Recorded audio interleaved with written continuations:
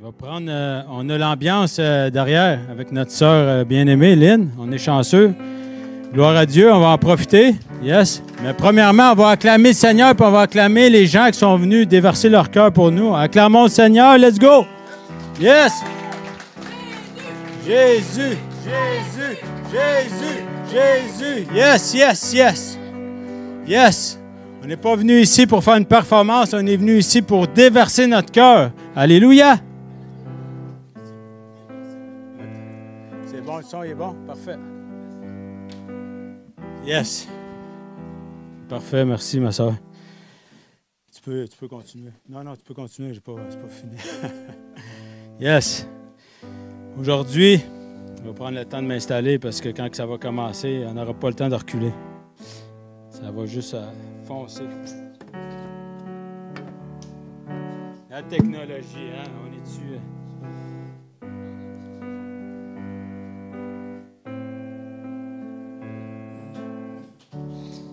Yes. Merci Seigneur aujourd'hui. Merci pour ce moment précieux, Seigneur Jésus. Merci pour la chance que tu nous donnes, semaine après semaine, de pouvoir se rassembler entre frères et sœurs, entre nous, avec les gens aussi qui viennent nous voir, les invités. Merci pour qu'on puisse vraiment toujours être unis dans l'unité, dans l'amour, Seigneur Jésus, parce que c'est toi qui nous as aimés le premier. Merci, Seigneur, pour que le message d'aujourd'hui puisse être reçu, Seigneur Jésus. Vraiment dans le cœur, premièrement, mais deuxièmement, dans des bonnes terres. On veut que le message puisse s'enraciner, qu'il puisse descendre, qu'il puisse porter du fruit. Merci, Seigneur, pour chaque enfant, chaque personne qui est ici aujourd'hui, qui t'a mis en priorité, Seigneur, qui ont décidé de tasser leurs choses, leur tracas, Seigneur, de laisser ça à la porte, de rentrer tout simplement parce qu'ils t'aiment, Seigneur Jésus. Tout simplement parce qu'ils t'aiment. C'est la seule raison, Seigneur, de rentrer vraiment, qu'on puisse être transparent devant toi. De toute façon, il n'y a rien qui subsiste devant toi, Seigneur Jésus. Qu'on puisse s'agenouiller devant toi, la gloire, ta gloire. Merci, Seigneur Jésus, parce qu'avec toi, tout est possible. Merci, Seigneur Jésus, de nous avoir choisis, avant même qu'on se choisisse soi-même. Tu étais là, tu nous attendais. Alors, merci, Seigneur, vraiment pour que chaque personne puisse être disposée, Seigneur Jésus, aujourd'hui à recevoir ton message, Seigneur, parce que tu veux parler à ton peuple. Amen, amen, amen. Yes. Yes. On se réveille. Merci, ma soeur. Merci. Je suis content de vous voir. Yes, on est content aujourd'hui. Un beau message. Je vois que tout le monde est beau, tout le monde est belle. Hein, par le pluriel avec un S. Tout le monde est beau, belle. Ça se dit-tu, ça? Ouais. Mais bref, on vient ici dans la maison du Seigneur. Vous voyez, on franchit la porte. Les gens, ils sont comme des fois, on peut rentrer comme ça, mais on ressort comme ça. Tu sais, là, il n'y a pas personne. Benjamin n'est pas là. Non, j'ai pas besoin. D'habitude, je suis statique. Je suis comme un robot, je ne bouge pas. Fait que, non, il n'y a pas de stress. On est là. Le message, les uns y entendent. C'est avec les oreilles qu'on entend, c'est pas avec les yeux. Amen. Aujourd'hui, j'ai un message qui a été déposé. On va parler des semences et des récoltes. Amen. Des semences et des récoltes. Puis là, je ne parle même pas d'argent. Si vous saviez comment ce sujet-là est très vaste, on aurait pu faire 8 assemblées, une après l'autre. Le sujet est tellement grand, puis il faut saisir. Qu'on a un Dieu qui est tellement précis. Tout est calculé. Tous les mots sont importants. Tout était déjà placé. On voit comment le Seigneur est dans l'ordre. Puis si on lit la parole, si on se nourrit, hein, on voit juste ça. Regardez, là, je vais faire mon perspicace. Là. Regardez comment ça s'appelle. La terre. La terre, la loi des semences et des récoltes sur la terre. C'est drôle, hein? Mais c'est moi je riais tout seul chez nous. C'est ça, notre doigt de rire. Yes, alléluia. Mais vous savez que tout est calculé, tout est prévu. Le Seigneur, c'est le meilleur mathématicien, vous ne savez pas. Il y a nous autres, il y a là, puis encore plus haut. On ne peut pas se rendre. Bref, la loi des semences et des récoltes. Vous voyez, le Seigneur, il y a des lois dans la vie. Hein? On peut parler de la loi de la gravité, c'est simple. Hein? Si je laisse tomber le micro. Hein?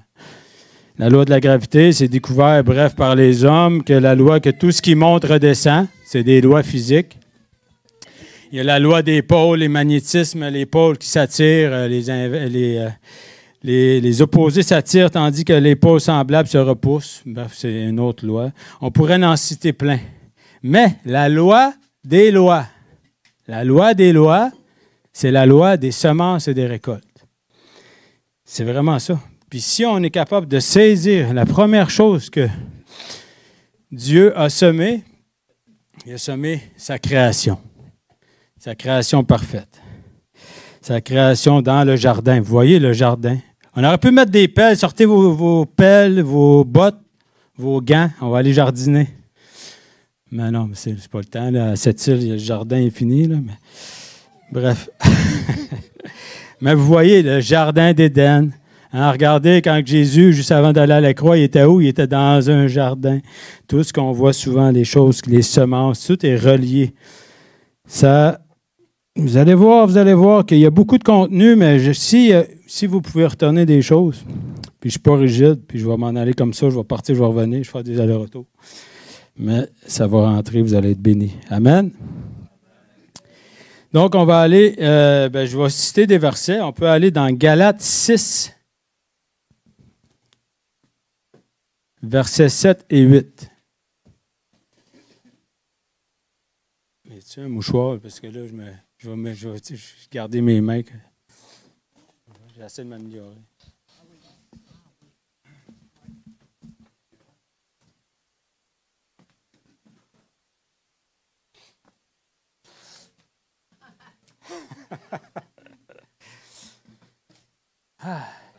Dans ma manche, ouais, c'est comme... Bon. Dites Amen quand vous êtes rendus. Amen. Il y en a qui courent plus vite que d'autres. On va laisser Michel. Je te laisse une chance, Michel. Galates 6, versets 7 et 8.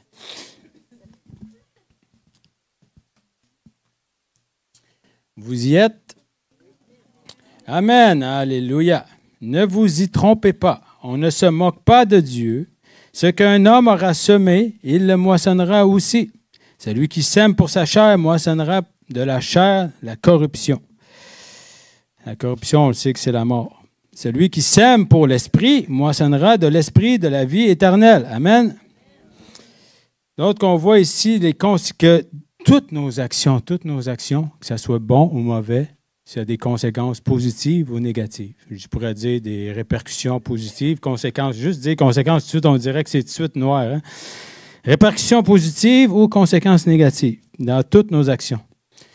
Puis ça va au-delà de ça, ça va même, il parle de nos pensées, il parle de ce qu'on dit. Puis je vais vous reciter un petit, juste passer rapidement ici, j'ai écrit par rapport à David. Le psalmiste, le roi David, que malgré qu'il adorait toujours Dieu, qu'il avait un cœur pour Dieu, qui était un très grand homme, on pourrait dire, mais il a tombé. Il y a eu une conséquence quand il a été avec Bathsheba, la femme d'Uri, il a couché avec elle, puis elle est enceinte, elle est tombée enceinte bref, on connaît l'histoire, hein, je ne commencerai pas à faire une chose de biologie, mais bref, on voit qu'il y a des conséquences, malgré qu'il était connecté avec Dieu, puis malgré qu'il ait été se repentir, malgré qu'il a demandé pardon à Dieu, on voit qu'il y a des conséquences. Dieu est bon, il nous pardonne, sauf qu'il y a eu des conséquences. On voit ici que Dieu avait envoyé le prophète Nathan pour aller le voir, puis Nathan, il a vraiment montré, je ne me rappelle plus l'exemple qu'il avait donné, c'est qu'il avait dit, exemple, si un homme a volé la seule brebis à un autre homme, il a parlé en parabole à David. Puis là, il dit, qu'est-ce que tu penses de ça, toi, que si un homme volerait la seule brebis à quelqu'un d'autre? Il dit, ben là, il était comme enragé. Il dit, ben non, cet homme-là ne mérite rien. Ben, il dit, regarde, c'est ça que tu as fait. C'est par rapport à la conséquence, à l'action que David avait posée. Il a fait comme une analogie par rapport à ça. Donc, David, là, s'est aperçu que c'est malgré que Dieu est miséricordieux puis qu'il a pardonné, il y a des conséquences. Puis Nathan, le prophète Nathan, je ne me souviens plus c'était combien, il y avait 4 conséquences. Donc, il y a eu la première conséquence, c'était la mort du bébé quand elle a accouché. Deuxième conséquence, bref, on voit que la famille au complet, elle a été, je ne sais pas si les paroles qu'il a utilisées, mais il dit « l'épée ne sautera pas de sur ta famille ». Bref, on voit qu'ensuite, son fils Amnon, il a violé sa demi-sœur, ainsi de suite. Après ça, son autre fils, il a tué son demi-frère, ainsi de suite. On voit les répercussions. Donc, souvent, on peut faire une chose, semer une action, même si je demande pardon, Dieu va me pardonner, mais il y a des conséquences. C'est comme si moi, je vais voler un magasin, mais même si je demande à Dieu pardon, il va me pardonner, mais si je me fais prendre, je vais aller en prison. Il y a des conséquences. C'est la même chose que si je vois j'ai un broyeur puis je me mets les mains dans le broyeur, ben beau, le broyeur a bien beau de me demander pardon, mais il va me manquer des doigts. Tu sais. Il y a des conséquences quand même. C'est comme triste comme histoire, ça. Mais il y a des conséquences. Action-réaction. Il n'y a rien qui se passe. Des fois, il faut voir les visuels, exactement. Donc, j'ai continué comme ça avec mon moignon. Alléluia. Donc, vous voyez ici qu'il y a toujours des conséquences, mais que ça soit bon et mauvais. Donc, aujourd'hui, on va jardiner un petit peu ensemble. On va aller dans la loi des semences et des récoltes. Parce que ce qui est bon avec Dieu, c'est qu'on peut même aller déraciner des choses qu'on a déjà semées. Parce que Dieu, c'est comme ça. On peut aller déraciner des choses qu'on croit que c'est déjà trop tard. Non, Dieu, c'est le créateur de toutes choses. On va aller au début dans Genèse. Genèse 8, 22.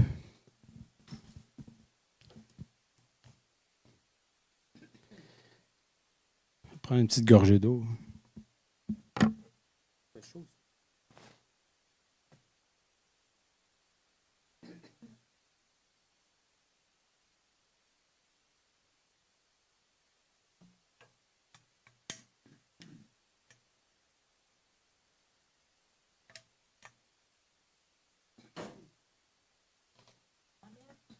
Amen. Désolé pour le délai. On a été en coulisses à aller boire de l'eau. De retour. Donc, Genèse 8, verset 22. Tant que la terre durera, subsistera. Il y a plusieurs versions. Donc, tant que la terre durera, les semailles et la moisson, les semences et les récoltes, le froid et la chaleur, l'été et l'hiver, le jour et la nuit ne cesseront point. Vous voyez que c'est assez clair. Tant que la terre durera, la loi des semences et des récoltes va toujours subsister. Il va toujours avoir la loi ou des relations de cause à effet. Donc, on est dans un monde avec un ordre. On va aller dans 2 Corinthiens 9, 6. Mais je peux le lire, celui-là, je vais vous donner une petite pause. Sachez-le, celui qui sème peu, moissonnera peu. Et celui qui sème abondamment, moissonnera abondamment. Amen. Donc, c'est vraiment des principes qu'on peut aller voir, que c'est des principes bibliques que Dieu a établis depuis le tout début.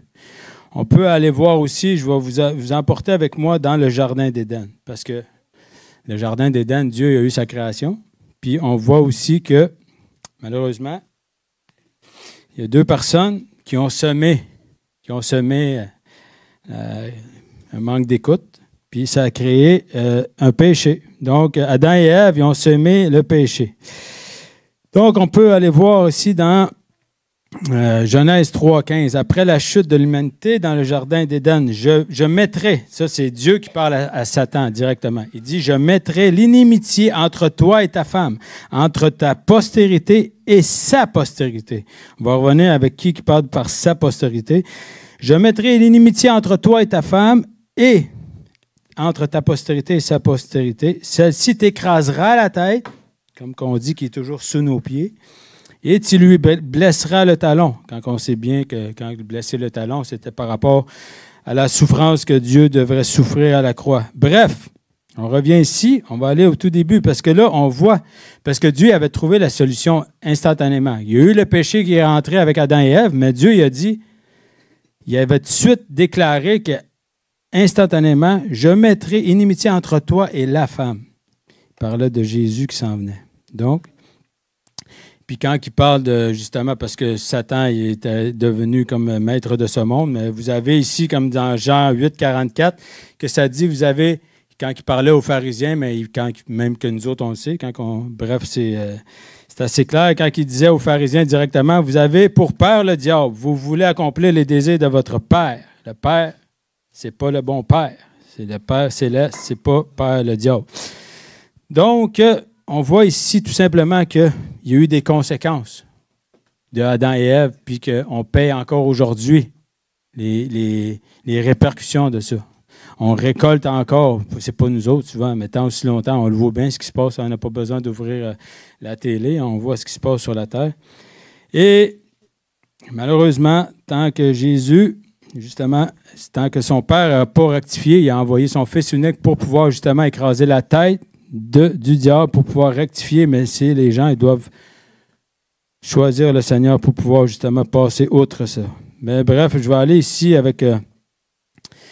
on voit ici que même les semences de parole, par rapport à la parole, que, tu sais, comme je vous disais tantôt, la parole, c'est important. Nos actions, c'est important. On peut semer des actions, on peut semer dans nos pensées. Ça peut aller jusqu'à là. Des fois, ça peut être même troublant de dire que nos pensées, mais c'est comme ça. Mais on va aller au début dans Jean 1.1. Jean 1.1, si vous voulez bien aller. Il n'est pas si loin que ça. On va pouvoir y aller ensemble.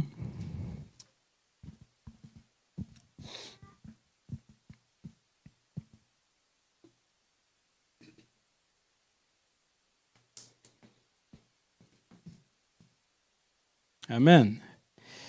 Au commencement était la parole, et la parole était avec Dieu, et la parole était Dieu.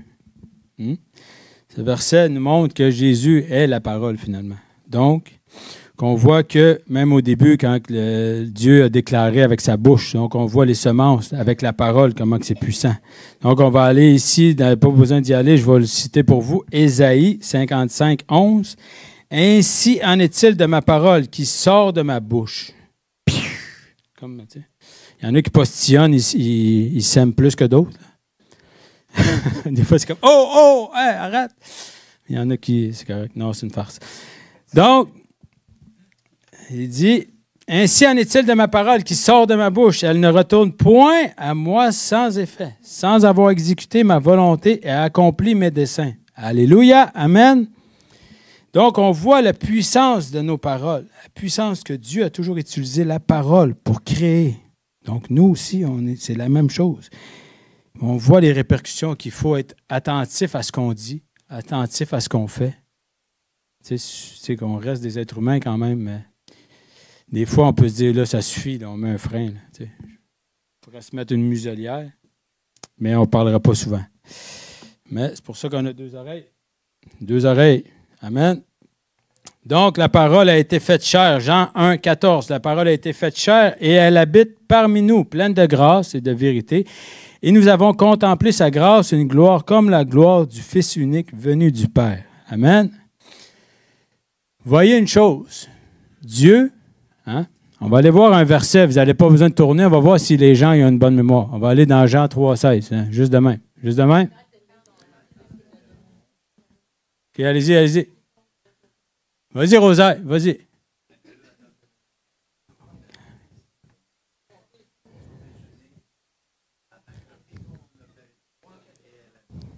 Yes, alléluia. Car Dieu a tant aimé le monde qu'il a donné son Fils unique afin que quiconque ne périsse et qu'ait la vie éternelle. On pourrait dire, car Dieu a semé son Fils. C'est jusqu'à là. Il a semé son Fils. Pourquoi? Pour hériter, pour avoir une récolte abondante d'âmes. Parce qu'ils disent que les semences, ça doit mourir avant de croître puis porter du fruit. C'est toujours comme ça dans l'agriculture. Les semences doivent mourir. Il a semé son Fils, il est mort pour nous, il a ressuscité. Alléluia! Amen. Pour nous, pour avoir une récolte abondante. Alléluia! C'est posé de danser. Yes! Alléluia! Yes! Réveillez à la maison! Il y en a... Mais c'est vrai, c'est comme ça. Il a semé son Fils. Vous allez jusqu'à où? Il a donné son Fils. Des fois, on ne se rend pas compte des mots. Si on va creuser, donner, semer, pouf, ça sort. Alléluia. En vérité, ça c'est Jean 12, 24. Jésus dit, en vérité, je vous le dis, si le grain de blé qui est tombé en terre ne meurt pas, il reste seul. Mais s'il meurt, il porte beaucoup de fruits. C'est ça que j'expliquais, que le Seigneur a dû mourir pour nous, pour qu'on puisse avoir la vie éternelle. Alléluia. Yes, yes, yes. Vraiment, c'est tellement bon, tellement bon. Dieu, il est tellement merveilleux. Le Seigneur est bon. Il va falloir l'appeler, lui. Il va falloir l'appeler, lui. Il va falloir l'appeler. Jean-Michel. J'imagine que tu écoutes. Je le sais. Je le sens. Le Seigneur est bon. Yes. Reviens à la maison, mon frère, on t'aime. Yes, amen. La Bible est claire. La loi des semences et des récoltes. La Bible est vraiment claire. Tu sais, si on peut aller avec des exemples bien simples. Un agriculteur qui travaille dans son champ, il va semer des carottes. Je ne suis pas sûr qu'il va récolter des patates. Ça ne marche pas comme ça. Hein? Donc, si on sème l'amour, on récolte quoi? L'amour, ouais, c'est le fun, ça. Mais quelqu'un, ouais, mais moi, les gens, ils m'aiment pas, les gens, ils m'aiment pas. Oui, mais est-ce que toi, tu aimes les gens? Donc, si toi, tu n'aimes pas les gens, c'est normal que les gens, c'est comme il faut semer. Moi, si je veux des carottes, je vais mettre des carottes. Si je veux de l'amour, je vais semer de l'amour. Si je veux de la paix, je vais semer de la paix. Si je veux de la joie, je vais semer de la joie. Alléluia! C'est comme ça. Là, je vais vous faire lever dans pas long. On va faire le tour du bloc. Tout le monde dort. Est-ce que tu vas me réveiller ici? Oui! Alléluia. Yes. Mais ça peut aller dans les deux sens. Si on sème l'amour, mais si, tu sais, faut toujours, moi, je veux toujours ramener ça au beau côté. Parce que, tu sais, si je frappe mon frère, c'est normal qu'il ne m'aime plus, puis qu'il se sauve de moi, puis qu'il ait peur quand il me voit. Tu sais, ça, la récolte, c'est quoi? C'est la peur, puis ça ne tente plus de me voir. Tu sais. Des fois, c'est assez réactif, action-réaction. On n'a pas besoin d'aller lire la Bible là, pour savoir. Si je sème l'amour, je la récolte. Mais il y a des gens dans la vie qui utilisent les mêmes points, qui utilisent la loi des semences et des récoltes. On la voit à travers le monde, on la voit. Donc, les gens, ils ont utilisé ça. Ça ne vient pas de nulle part. Eux autres l'ont pris, puis ils ont fait d'autres choses. Hop. Comme qu'on voit le super karma. Hein? Ah, le karma. Eh oui. Ce qui se crache dans les airs, ça va te retomber sur le nez. Hein? C'est ça. Ce que tu fais aux autres finit toujours par te revenir. Le karma. Ça, c'est un principe, c'est vrai, mais ça, on voit de où ce que ça vient. Ça vient de la loi des semences et des récoltes.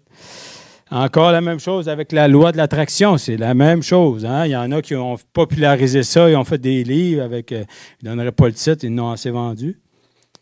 Mais ce livre, les gens, c'est quoi? Ah, tes pensées attirent ce que tu veux. Attire ce que tu veux avec tes pensées. Mais ça vient de où? Vos pensées, attirez ce que vous êtes. Vous attirez ce que vous êtes. Oui, c'est bon. Vos pensées créent votre réalité. Ah oui, c'est super ça. L'univers vous rend ce que vous lui demandez avec conviction. Ça, là, c'est la loi de l'attraction, à peu près. On va aller voir tout le fun. J'ai fait comme un petit parallèle avec la Bible. On va aller voir. Proverbe 23, 7. Car il est comme les pensées de son âme. Hein? Vous voyez, vos pensées créent votre réalité. C'est bon, ça. Eh boy. Dans Philippiens 4, 8, que tout ce qui est vrai, tout ce qui est honorable, tout ce qui est juste soit l'objet de vos pensées. Donc, ça relie encore avec vos pensées, créent votre réalité. L'univers vous rend ce que vous lui demandez avec conviction. On va aller dans Marc 11, 24. Tout ce que vous demanderez en priant, croyez que vous l'avez reçu, vous le verrez s'accomplir. Les gens, ils savent. Eux autres aussi, ils sont allumés là, comme nous autres. Là. Nous autres, on est plus allumés. On est 300 millions de watts. On est allumés. Mais eux, ils ont vu le secret. Ils voient les choses. Ils voient les choses. Fait qu'ils enlèvent Jésus de l'équation. Puis après ça, ils prennent les... Comment je pourrais dire? Ils prennent la gloire de ça, puis là, ils font des doctrines, puis des mouvements. Ah, alléluia, oui, merci, la loi de l'attraction, j'ai pensé ça, j'ai reçu ça. Mais ça vient de la Bible. Dieu, il a déjà tout fait ça. C'est pas nouveau. Il n'y a rien de nouveau sous le soleil. Amen. Yes, amen. Donc, semer dans l'esprit et non dans la chair.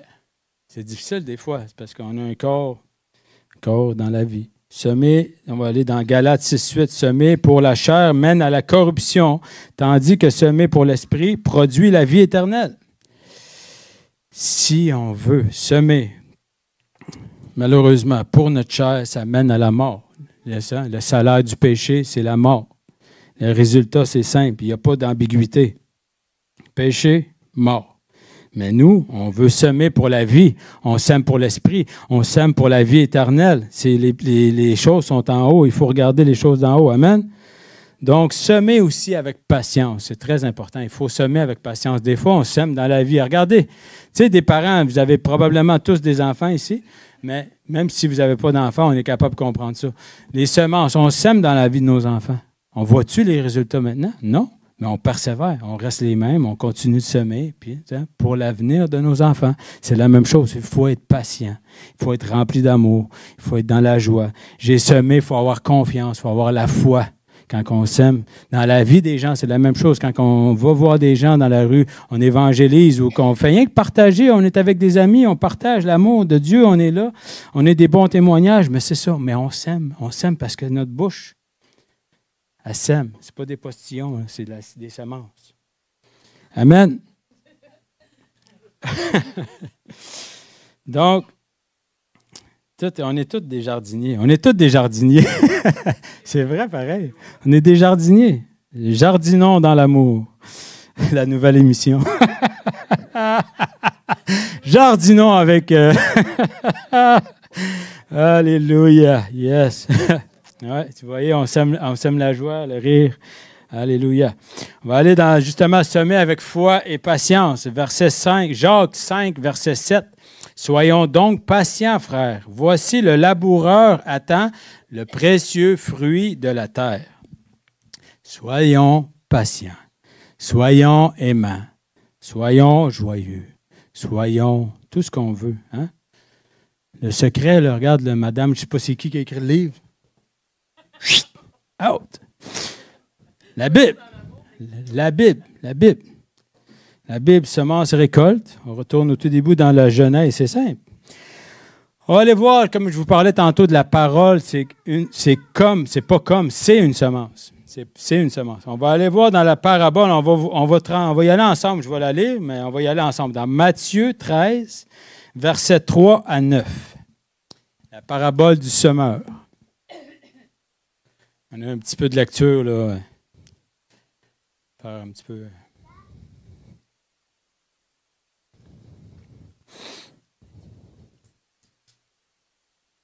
Amen, c'est bon. On va attendre un petit peu parce qu'il faut qu'on a besoin d'avoir toutes les oreilles. Matthieu 13, versets 3 à 9.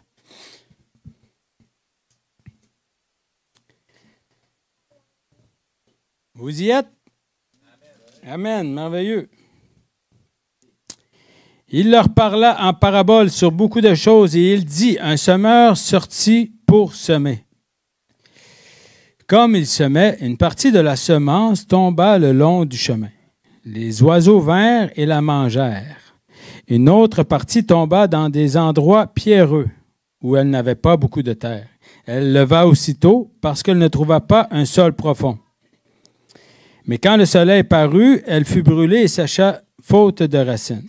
Une autre partie tomba parmi les épines. Les épines montèrent et l'étouffèrent. Une autre partie tomba dans la bonne terre. Elle donna du fruit, un grain 100, un autre 60, un autre 30. Que celui qui a des oreilles pour entendre, entende.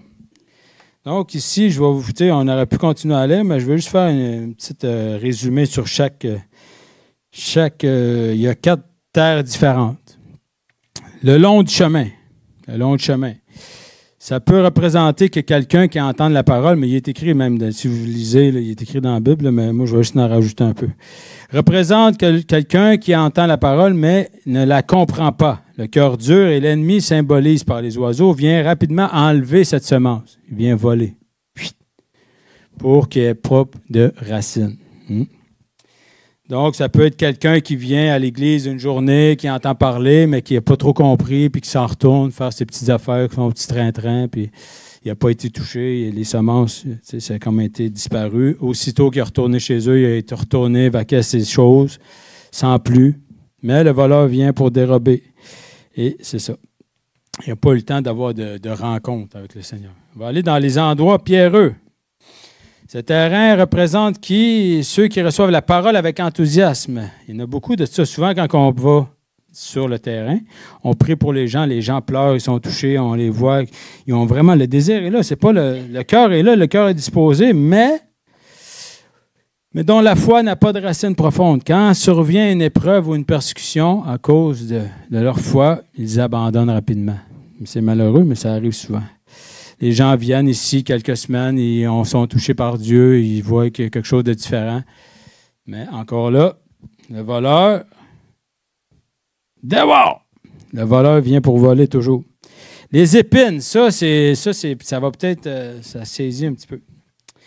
Les épines, ceux qui entendent la parole et l'acceptent, mais leur vie est trop remplie de préoccupations matérielles ou des attraits du monde.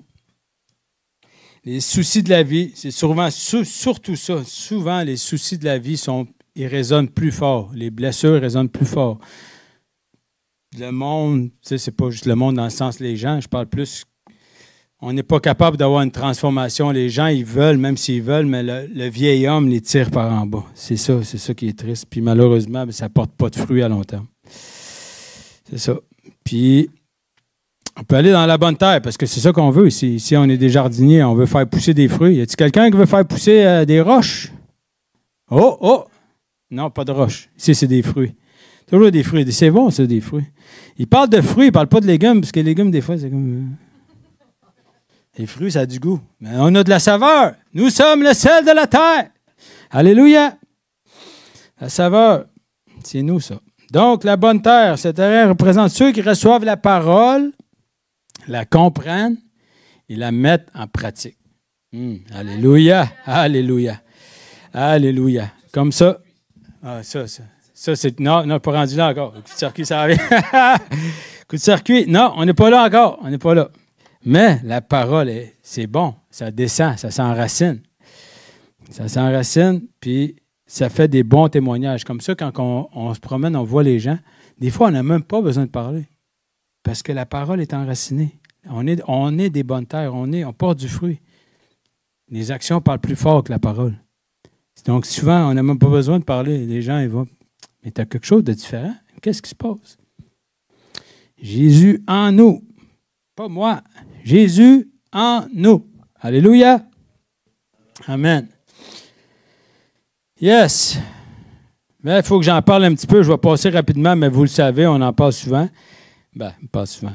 Bref, on le sait. Mais des fois, il faut répéter. Dieu, il veut le dire. Proverbe 18, 21, je ne vous ferai pas lire. La mort et la vie sont au pouvoir de la langue. Nos paroles sont des semences qui produisent soit des fruits de vie, soit de mort. On va répéter. La mort et la vie. Elle a mis la vie en deuxième. C'est pas pour rien. La mort, reste chez vous. La vie, alléluia. C'est ça qu'on veut. Let's go. Vous voulez mourir? C'est la mort chrétienne ou la vie chrétienne? Ouais, c'est ça. Il faut faire attention à ce qu'on dit. Il faut faire attention à ce qu'on dit. Mais c'est vrai. Si on veut semer, c'est la même chose. Je regarde mon frère ici, bien-aimé. Je veux semer des bonnes paroles pour lui. Mon frère, c'est bon ce que tu fais. Je suis content de te voir. Continue. Mon autre frère qui est là-bas, la même chose. Continue. Hey, tu fais du bon travail. Continue. Je sème dans sa vie. C'est des bonnes paroles encourageantes. Des fois, on peut sous-estimer des paroles qui peuvent donner la vie, mais encore plus que ça peut sortir quelqu'un de la noirceur. De prendre du temps de dire les choses aux gens parce que c'est important de semer dans leur vie. Toujours avec amour. Yes, toujours avec amour. Mais semer dans leur vie, il faut semer. Puis je ne parle même pas d'argent, là. Je ne parle pas d'argent. Le monde dit, les récoltes et les semences, il va encore nous étourdir avec son argent. Je ne parle pas de ça. Semer, j'aime mieux que les gens sèment dans ma vie pour que je pousse, que je grandisse, que je porte du fruit. L'argent, ça passe, ça vient. C'est pas important. Alléluia! Yes! Donc, semez dans la vie de vos frères et vos sœurs, la vie de vos familles. Même si des fois, ça peut être difficile, même des gens qui vous persécutent, même des gens qui ne vous aiment pas, qui vous font la vie dure, semez dans leur vie. Vous allez voir les fruits que ça va porter. Il dit, c'est des charbons ardents sur leur tête. Dieu, il veut qu'on sème dans leur vie. C'est difficile. La réalité, c'est que si quelqu'un me frappe, ça se peut que je leur frappe. Mais non, c'est pas ça qu'il faut que je fasse. Sème ta vie. Sois béni. Au nom de Jésus. S'aimer l'amour. On récolte l'amour. Des paroles d'amour, c'est simple. Donc, on voit ici les fruits, le fruit de l'esprit. Hein? Encore le fruit, toujours les bons fruits, les bons fruits.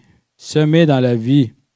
On a un exemple ici, on peut aller voir de Joseph dans l'Ancien Testament, que lui a semé la fidélité, puis il a été persécuté, il a été vendu par ses frères. Il aurait pu avoir toutes les raisons pas possibles pour pouvoir faire l'inverse. Mais il a semé la droiture, il a semé le pardon, puis regardez ce qu'il a récolté. Il a récolté l'honneur. Il a été mis au rang de gouverneur d'Égypte. Puis toute sa famille, après, ils ont justement toutes les nations, qu'on pourrait dire même après, c'est pas été juste pour lui. Mais souvent, on ne voit pas les résultats maintenant. Souvent, on peut semer aussi pour la vie des gens, puis malheureusement, les personnes ne sont plus sur la terre, elles ne sont plus vivantes, mais ils ont semé quand même dans nos vies. Les résultats, c'est encore là. Ayez la patience. Donc, semer. Il faut semer sans penser aux résultats. Nous, on sème. C'est sûr que l'agriculteur, lui, il sème au printemps, mais il s'attend à avoir des résultats à l'automne parce qu'il faut qu'il vende son produit et il gagne sa vie avec ça. Mais il laisse le temps à la semence de croître. De toute façon, nous, quand on sème avec notre cœur. C'est Dieu qui fait croître. Amen. Yes.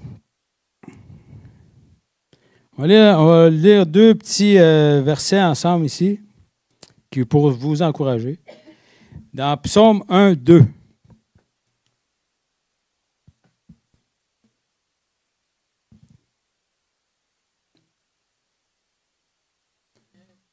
Tu vas direct dessus.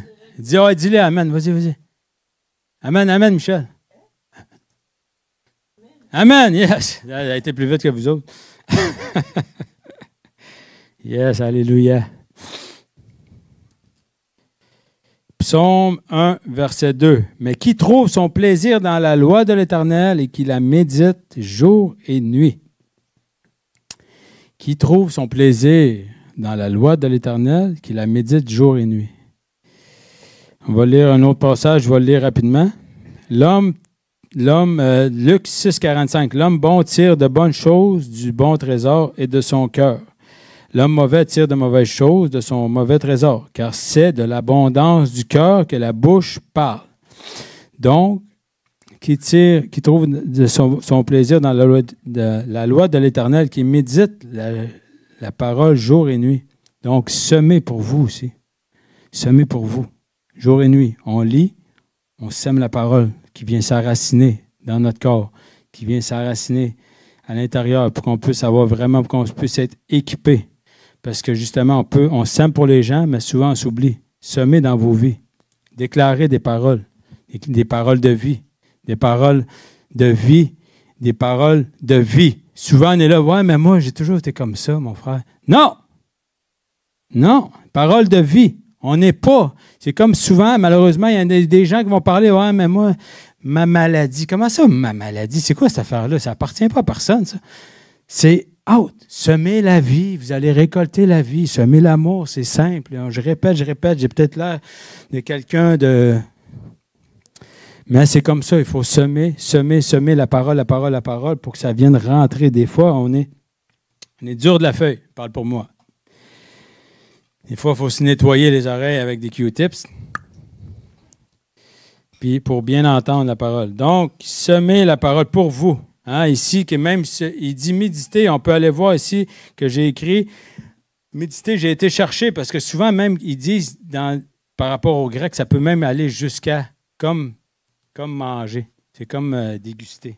C'est comme murmurer. C'est comme quand, tu sais, je ne sais pas comment ils disent ça, les bœufs ou les vaches, c'est quoi qu'ils font? Ils ruminent. Ça descend. Hein? Quand ils disent mâcher plusieurs fois, souvent on mange rapidement, mais tout le bon passe droite. C'est vrai, excusez-moi, mais ça passe tout droit. Prenez le temps de manger, de méditer la parole pour qu'elle puisse rentrer en dedans. Ça porte du fruit. Amen. Coup de circuit. Ah, on est rendu là. Je t'ai réveillé. Hein? Il dit, il m'a eu. Il n'était pas prêt. Ah, vous allez voir, c'est simple. Mais encore là, Dieu est tellement bon. Les gens, ils prennent des choses. Puis après ça, on se dit, mais voyons donc ça. Dieu est tellement bon. Les gens, des fois, on lit des choses, puis ça fait partie de notre vie comme ça, puis Ah, vous savez les fables de La Fontaine? Hein? Ouais, les fameuses fables de La Fontaine. Ouais. La cigale et la fourmi. Et ouais, on retourne en maternelle. Les fables de La Fontaine. Aïe, aïe, aïe. C'est vrai pareil. C'est vrai pareil. Regardez, même dans la Bible, dans les Proverbes, il en parle. Il en parle. Soyez comme la fourmi. Hein? Dans Proverbe 6, versets 6 à 8. Va vers la fourmi paresseux. Hein? Il n'a pas dit va vers la fourmi, regardez. Direct, t'es paresseux. Va vers la fourmi paresseux. Considère ses voies et deviens sage. Ça nous rappelle l'importance de semer quand c'est le temps, de se faire des provisions, de travailler quand c'est le temps. Pourquoi? La cigale, hein? Il y a beaucoup de gens dans la vie, c'est la cigale. J'ai été une cigale plus de 40 ans. C'est vrai? Et je ne pensais pas à demain, je pensais juste à mon ventre. Malheureusement, ça ne dure pas. Ah, la vie, les cigales, les cigales. Insouciante, la cigale. On va aller comme dans Luc 12, 19, 20. Luc 12, 19, 20, parlant justement du riche insensé. Trésor dans le... c'est ça, du riche insensé qui vivait pour ses plaisirs sans se soucier justement de son âme ou du royaume ou de son futur, bref. On va aller aussi... Puis c'est comme la fourmi, on peut être des travailleurs parce que c'est quoi? On travaille aujourd'hui pour la vie éternelle. On travaille pour amasser des trésors dans le ciel. Donc, Matthieu 6, 19, 20 nous exhorte à accumuler des trésors dans le ciel plutôt que sur la terre. Des valeurs éternelles, c'est plus important que des valeurs d'aujourd'hui. C'est correct. On a besoin de biens. On est correct, on a une maison. On a des choses. Ça ne dit pas d'être... de marcher... on a le droit d'avoir des voitures, on a le droit d'avoir des choses, de profiter. Mais ça dit de penser plus à l'éternité qu'à son ventre. Amen. Donc, c'est des encouragements. Mais comme la fourmi, soyons prévoyants. Prévoyants. Pensons à demain. Pensons à les semences qu'on dit. Pensons aux récoltes. Peut-être que ce n'est pas les récoltes d'aujourd'hui, c'est les récoltes dans l'éternité. Donc, semons pour la vie. Semons pour la vie de nos enfants. Semons pour les personnes qu'on côtoie. Semons toujours l'amour. Semons la richesse. Semons Jésus.